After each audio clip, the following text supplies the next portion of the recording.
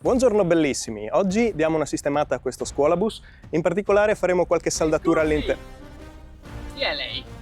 Cosa sta facendo con il mio scuolabus?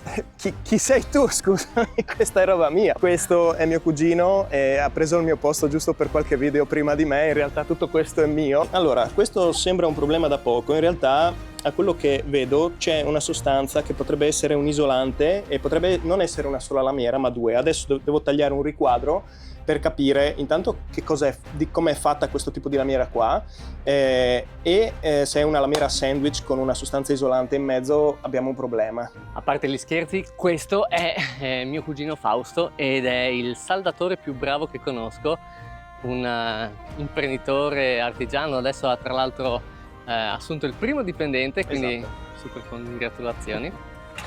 E oggi gli rubiamo un po' di tempo per vedere se riusciamo a risolvere insieme questo problemino. Sotto e sotto c'è questa sostanza molle che deve essere una specie di catrame o una copertura, però va per sotto, quindi non è una lamiera sandwich, è una lamiera normale e sotto ha questo rivestimento plastico, ma dobbiamo rimuoverlo assolutamente perché sennò non riusciamo a saldare.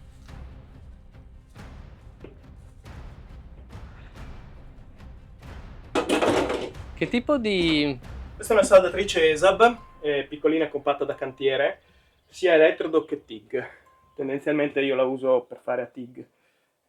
Dopo la vedrete in opera, è veramente una bomba.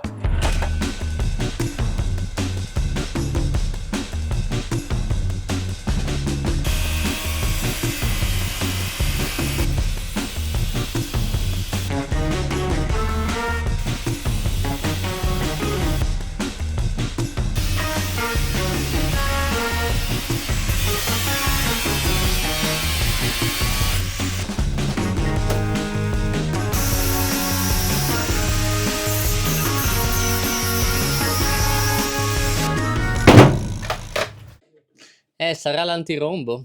Fausto ha fatto questo bel bucozzo. Adesso stiamo cercando di capire come levare la parte catramosa, bituminosa sul lato inferiore prima di fare la saldatura. Dico stiamo, ma in realtà Fausto è lì fuori che cerca di capire, io sono qua a fare le riprese. Tra l'altro la posizione non è delle migliori.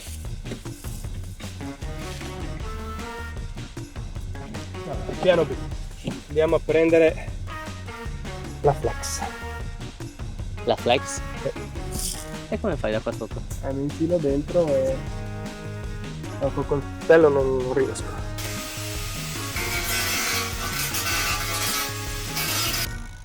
Così, senza saperne leggere né scrivere, mi sa che là sotto c'era una bella protezione di antirombo, il che è interessante da sapere. Adesso dobbiamo ritagliare un pezzo di una lamiera che ho recuperato, vecchia, la prepariamo per poi saldarla in quel rettangolino, in quel buco che abbiamo creato, che Fausto ha creato. You and me, let's get together now, you'll see just how this life is supposed to be.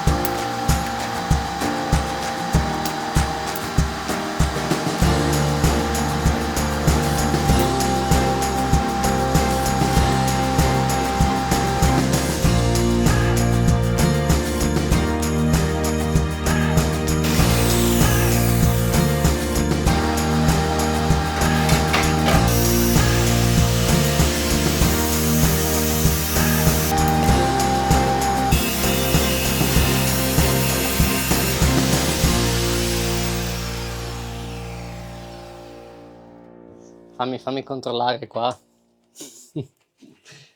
Ma che spettacolo. Sembra nuovo. Come sei soddisfatto? Sì, sono soddisfatto, un bel lavoretto. Molto... Di solito non faccio questo, mi occupo di altri tipi di saldature, di piping, tubazioni. Lamieri fini è sempre come giocare con la carta velina. È facile sfondare, soprattutto se si ha spessori differenti tra le parti da accoppiare, come in questo caso. Simo, se avrai bisogno ancora di altre saldature, sai a chi rivolgerti. Questo l'ho ripreso, abbiamo tutto su video, quindi speriamo di trovare altri buchi, altre luci, così rivediamo Fausto. Ah sì, Fausto, comunque per questo stage, per questo tirocinio sono 500 euro più IVA. Ah, pure. Prima di salutare Fausto per gli amici, volevo solo sottolineare che abbiamo iniziato il lavoro alle 12:30 e sono le 2:30, quindi abbiamo lavorato proprio nella fascia oraria migliore per lavorare, sì. Per non farci mancare nulla.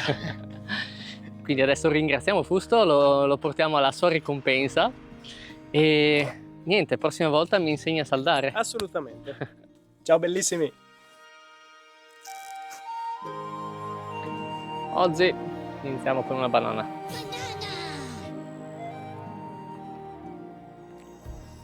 Sono passati un paio di giorni da quando è passato Fausto e ho fatto dei piccoli accorgimenti, ho ripassato lo stucco in alluminio in alcuni punti, l'ho aggiunto dove abbiamo saldato il copriruota. Poi c'è stata la pioggia e quindi ne ho approfittato per lavare un po' il tetto. In realtà l'idea era di fare semplicemente un video divertente, poi però dato che ho iniziato ho detto vabbè, perché no? E quindi ho finito di lavarlo e mi sono visto anche un bel arcobaleno.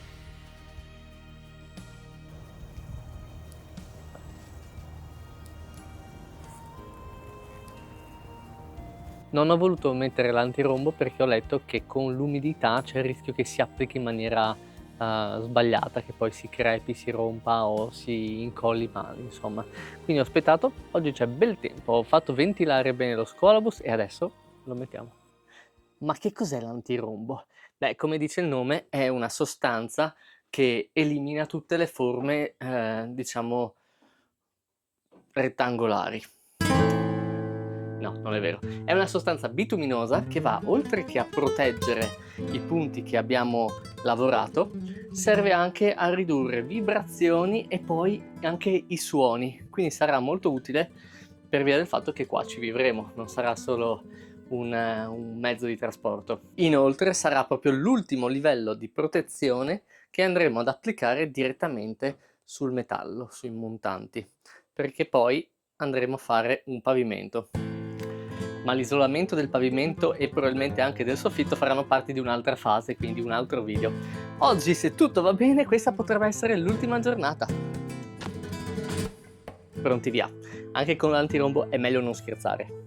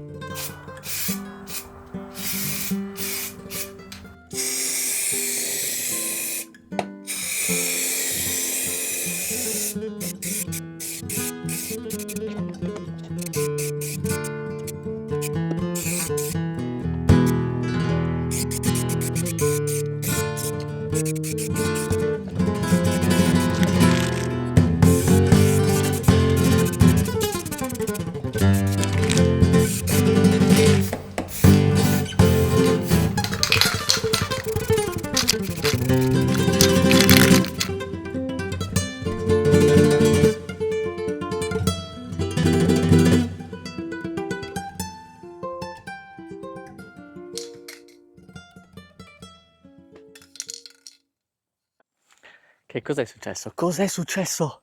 Che ero stato super ottimista, avevo preso solo una bomboletta spray di antirombo e ovviamente non mi era bastata.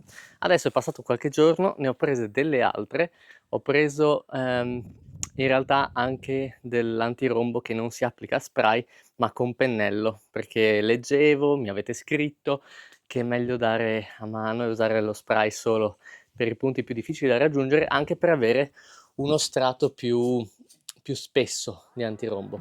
Qualcuno mi ha anche scritto che l'antirombo fa venire la ruggine. Mi sono informato, non è vero, ma dopo circa 8-10 anni potrebbe coprire la ruggine che si forma sotto.